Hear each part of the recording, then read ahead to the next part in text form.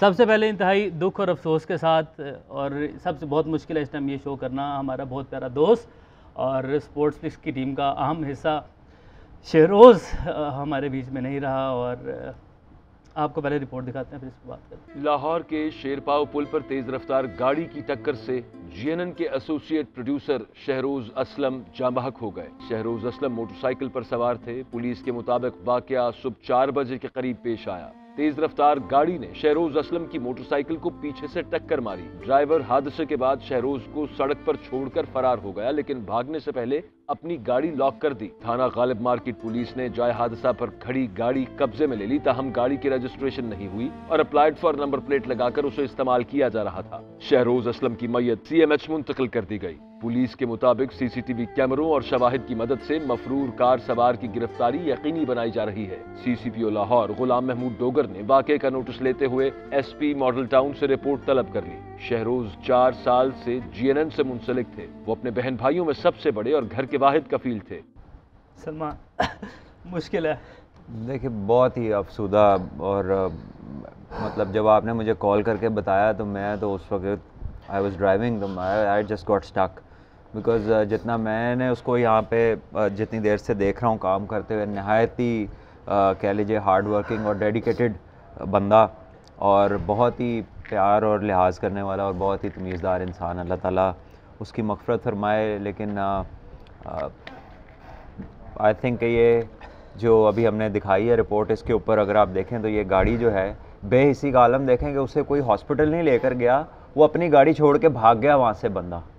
और ये हमारे इन इलाकों में कुछ बहुत ज़्यादा ऐसे लोग हैं जो रात को गाड़ियाँ लेकर निकलते हैं और अपने होशोहवास में नहीं होते और फिर लोगों को मारते जाते हैं। और ये रिसेंट कई ऐसी स्टोरियाँ हैं, लेकिन क्योंकि वो बड़े लोग होते हैं तो वो स्टोरियाँ आती ही नहीं हैं, वो किसी को पता ही नहीं चलता कौन किसको मार के गया।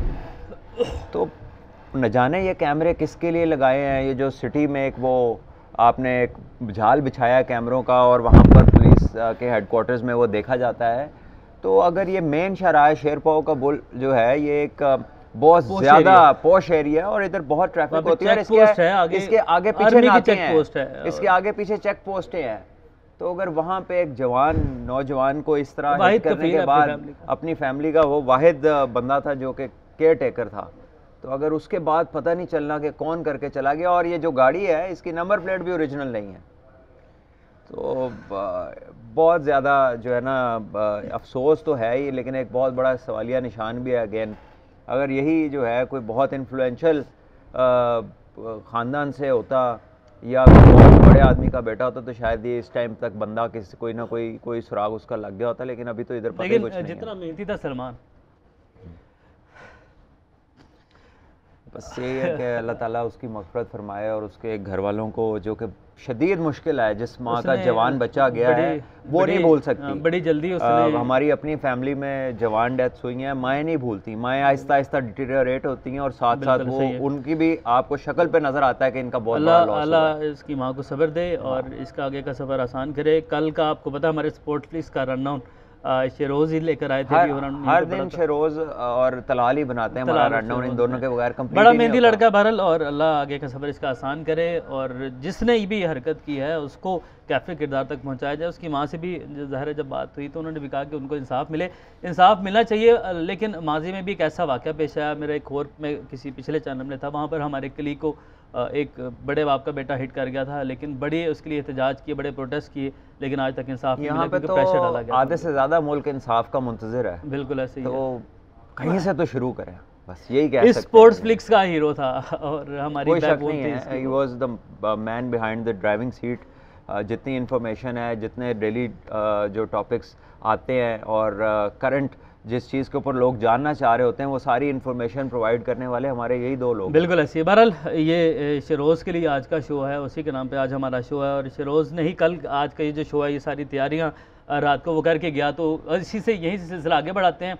और उसी ने जो कामकाज किए, तलाल ने बाकी इस पर मेहनत की, तो इसको आज आगे करते हैं, इस पर प्रोग्राम आज का करते हैं। National T20 cup Asia cup special हमारा आज का स्पोर्ट्स फ्लिक्स। लेकिन नेशनल टी20 कप आज शुरू हो चुका है, उसके 2 मैचेस हो चुके हैं और उसमें जो स्क्वाड्स हैं उनके हवाले से सलमान हमें डिस्कशन करनी है कि जो हमारे स्क्वाड्स हैं उस पर कुछ सवालिया निशानात जो हैं वो खड़े हो गए हैं।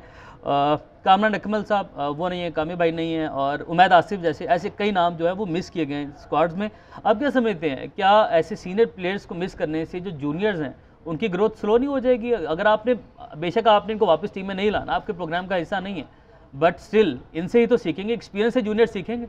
देखिए कामी भाई ने तो माशाल्लाह बहुत एक अरसा दराज से बहुत शानदार क्रिकेट खेली और मुझे नहीं इल्म कि कामी भाई ने ख़ुद शायद खेलने से मना किया है या बोर्ड ने जो है उनको कंसिडर नहीं किया, लेकिन डेफिनेटली उनके होने से जो बच्चे उनके इर्द गिर्द खेलते हैं वो बहुत कुछ सीखते हैं। बिल्कुल ऐसे। और इसी तरह उमैद आसिफ जो है वो तो खैर इज़ नॉट दैट ओल्ड, वो तो परफॉर्मर है, PSL खेल रहा है, हर जगह परफॉर्म करता है और स्पेशलिस्ट है और अच्छी हिटिंग भी करता है, बड़ा यूज़फुल फील्डर है, बॉलर बहुत अच्छा है। तो जब हम टीम का रोल ओवर देखते हैं, जब हम हल्की टीमों के खिलाफ अपनी बेंच स्ट्रेंथ की बात करते हैं तो हमें कुछ नज़र नहीं आता और जब हम नीचे आते हैं तो फिर हमें ये चीज़ें नज़र आती हैं। ये तो 2 नाम आपने लिए हैं, बिल्कुल। तीसरा मैं आपको अभी बताता हूँ, मोहम्मद इरफान है, लेफ्ट आर्म स्पिनर है। अच्छा। उनके कोई 250 से ज़्यादा फर्स्ट क्लास की विकेट्स हैं, ठीक है, और एज उनकी होगी 32-33। अब 250 फर्स्ट क्लास की विकेटें लेने वाला और one of the best spinners है कंट्री में, उसको रीजन के हेड कोच ने कहा है कि जी तुम आके डिस्ट्रिक्ट क्रिकेट खेलो वरना हम तुम्हें कंसिडर नहीं करेंगे। और वो इंग्लैंड में लीग क्रिकेट खेल के अगर वो छोड़ के आता तो उसका कॉन्ट्रैक्ट ज़ाया हो जाता और अगर वो उसी वक्त टिकट लेके आता तो आजकल जो ट्रैवलिंग के हालात हैं तो उसका जितने का कॉन्ट्रैक्ट है उसमें आधे पैसों की टिकट मिल रही थी उसको। तो ये सारी चीज़ें अगर आप लोगों ने head of the province head coach होते हुए आप लोगों ने कंसिडर नहीं करनी, अगर आपकी इतनी कॉम्पिटेंस नहीं है कि मैं किससे क्या बात करूं, तो फिर आप क्या करेंगे? अभी तक क्या किया और आगे जाके क्या करेंगे आप लोग? अगर आप देखिए प्लेयर ही है जिसके ऊपर सारा कुछ बेस करता है। जब आप एड्स लेते हैं, जब आप कंपनीज के साथ बात करते हैं, जब डील्स करते हैं, जब टीवी राइट्स लेते हैं, आपकी performance is something that you जिसके सर के ऊपर ये सारा कुछ बिल्ड करते हैं। तो अगर प्लेयर्स के साथ आपके यही रवैये कायम रहे तो ये आपकी भूल है कि आपकी वजह से सारा कुछ चलता। सलमान, डिस्ट्रिक्ट आपने जिक्र किया, तो क्या डिस्ट्रिक्ट खेलना ज़रूरी है नेशनल T20 कप के लिए?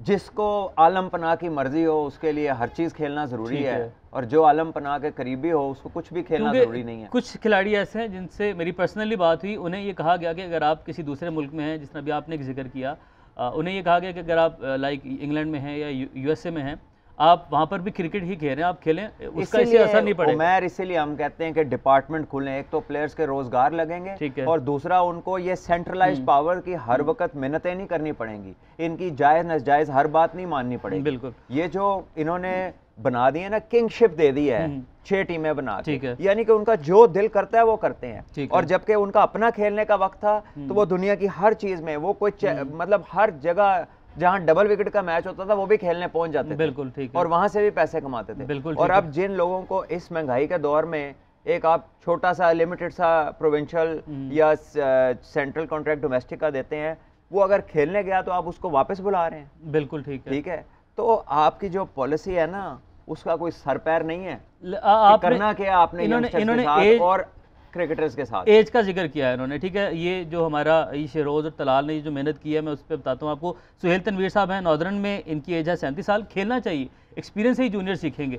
अगर आपने एज की बेस पे ही करना है तो उमैद आसिफ और जिस तरह आपने जिक्र किया मोहम्मद इरफान, कामरान अकमल, हर टीम में ऐसे कई खिलाड़ी हैं। खैबर पख्तूनख्वा की हम बात करें, वहीं खालिद उस्मान जो कि कैप्टन है वो 36 साल से प्लस के हैं। और उसके बाद यहाँ पर भी आसिफ अफरीदी 35 साल के हैं, आदिल अमीन 31 साल के। खुदा का नाम लें, जिसने आप सबको पता है पाकिस्तान में बेफॉर्म तो उसका भी बन जाता है जो गुजर गया हो, जिसके पेरेंट्स ही गुजर गए हो, उसके गुजरने के बाद का बेफॉर्म भी तैयार हो जाता है। यहाँ पे अनफॉर्चुनेटली ये रियलिटी है, खुदा न खास्ता इस किस्म का सिस्टम कई इलाकों में एग्जिस्ट करता है जिसको ठीक करने की ज़रूरत है। बहुत हद तक नादरा वालों ने बहुत अच्छा उस पर काम कर लिया, लेकिन अभी भी ऐसे इलाके हैं जहाँ से ये डेट ऑफ बर्थ में मैनूवरिंग लोग कराते हैं। तो आपके सामने है कि बात है क्रिकेट की फील्ड में, स्पोर्ट में फिट है बंदा, परफॉर्म कर रहा है बंदा, वैल्यूबल है, वैल्यू ऐड करता है आपकी टीम में, तो उसको खेलना चाहिए। और अगर वो इन चीज़ों पे पूरा नहीं उतरता तो चाहे वो छोटा है, चाहे उसकी एज 25 है, चाहे 18 है, फिर वो नहीं आता टीम में। बिल्कुल। अब दिनेश कार्तिक जो खेल रहे हैं इस वक्त इंडिया की टीम के अंदर, क्या वो कुछ छोटे बच्चे हैं? ऋषभ पंत क्या वो यंगस्टर हैं? उन्होंने उसको नहीं खिलाया। तो हमारी क्या पॉलिसी है? कोई पॉलिसी नाम की कोई चीज़ है कि हर एक सिर्फ अपनी तख्ती लगवाने आया हुआ है कि मैं कोई छक्का मार के चला जाऊं, चाहे वो गलती हो। बिल्कुल तो आप लोगों को, जाने वाले को भी, जिसने अनकरीब चले जाना है उसके लिए भी दर्द सर बने हुए हैं, और जिसने आना है वो अभी तो खुश है, लेकिन जो उसके लिए आप छोड़ के जा रहे हैं ना, बाद में वो भी आपको बड़े अच्छे अल्फाज में याद करेगा। अच्छा, मैं बार बार सलमान एक नाम ले रहा हूँ, उमैद आसिफ का मैं किसी वजह से ले रहा हूँ क्योंकि वो हमेशा से ही परफॉर्मर रहे हैं और उन्होंने PSL में भी परफॉर्म किया जहाँ पर भी मौका मिला, और अच्छे ऑलराउंडर हैं। क्या एज ज़्यादा हो जाए तो आपके टीम में आने का रास्ता बंद हो जाता है? या मैं पाकिस्तान में ही होता है जी, उम्र का मसला। अगर आपको एक मैच एक कप भी जितवा दे तो बड़ा नहीं खिलाड़ी के लिए। इतनी ये आउट ऑफ कॉन्टेक्स्ट चीज़ है ना, ठीक है, और इसको जो अप्लाई किया जा रहा है वो सिर्फ और सिर्फ पाकिस्तान में किया जा रहा है, कहीं दुनिया में ऐसा नहीं। आप आज ऑस्ट्रेलिया की डोमेस्टिक डेब्यू देख लें, आप ऑस्ट्रेलिया की क्रिकेट उठाएं, आप एक का जिक्र कर रहे हैं, आप उनकी सारी टीमों की एवरेज एज निकालें, आप इंडिया की एवरेज एज निकालें, आप इंग्लैंड की काउंटी क्रिकेट की एवरेज एज निकालें, ये मार्क रामप्रकाश वगैरह, ग्रैम हिक वगैरह, जिनकी 150 सेंचुरी है डोमेस्टिक क्रिकेट में, वो 40-45 साल की उम्र तक ये इशू है, और इस इशू पर मजीद भी हमें बात करना है। अभी ब्रेक के जाने पड़े, वापस आएंगे ब्रेक के बाद। चलिए,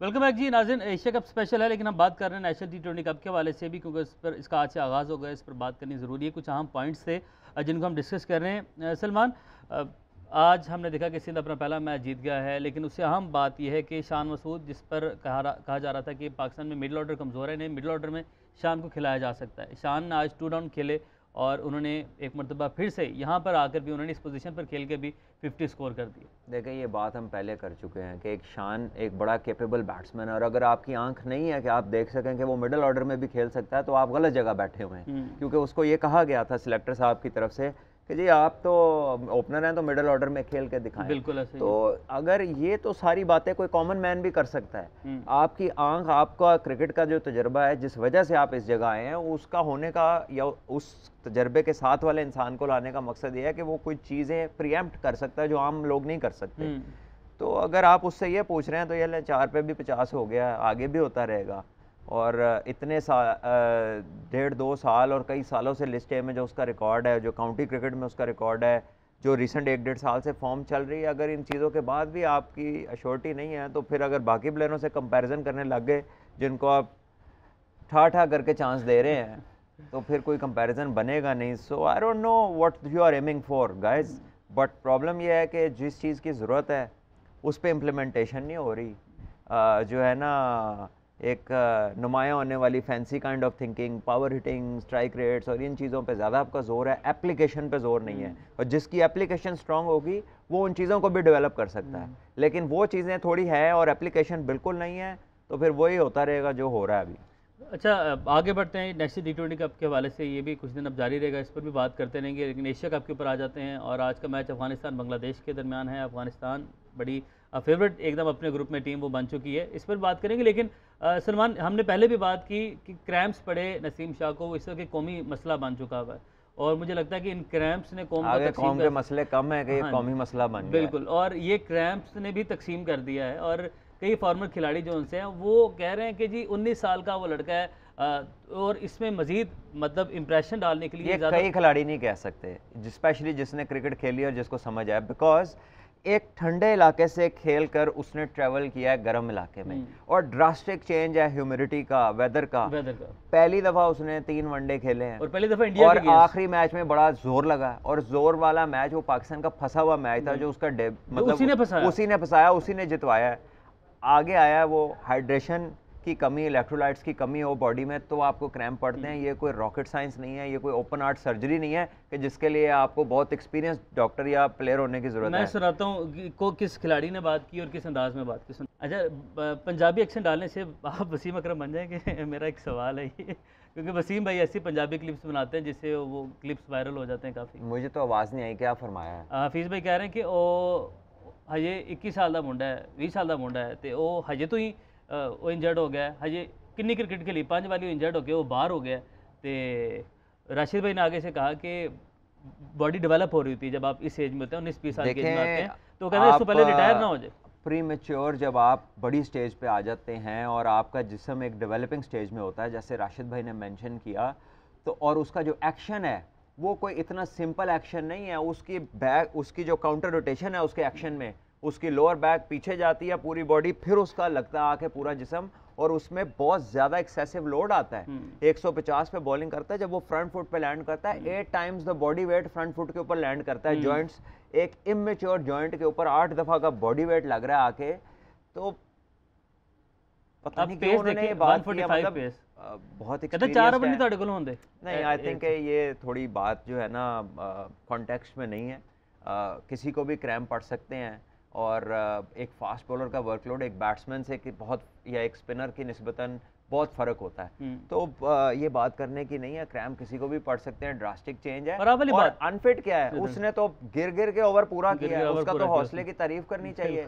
और जो आपने टैबलेट्स पानी में मिलानी थी वो तो बाहर वालों ने मिला के उसको देनी थी। बिल्कुल। चले जी, सलमान आपने भी ये पॉइंट बड़ा अच्छा क्लियर कर दिया कि वो ठंडे मुल्क से खेलते हैं, नीदरलैंड से आए, एकदम गर्म मौसम है, पहला मैच इंडिया के खिलाफ खेल रहा है। With all due respect Hafeez भाई, बट हम आपकी इस बात से डिसएग्री करेंगे, और दुख भी हुआ, हम ये भी देख रहे हैं कि फैंस भी इसे डिसएग्री कर रहे हैं। तो आज का मैच बांग्लादेश अफगानिस्तान का है, इस पर हम लोग कल बात करेंगे। अपना बहुत सारा ख्याल रखें, अल्लाह हाफ़िज़।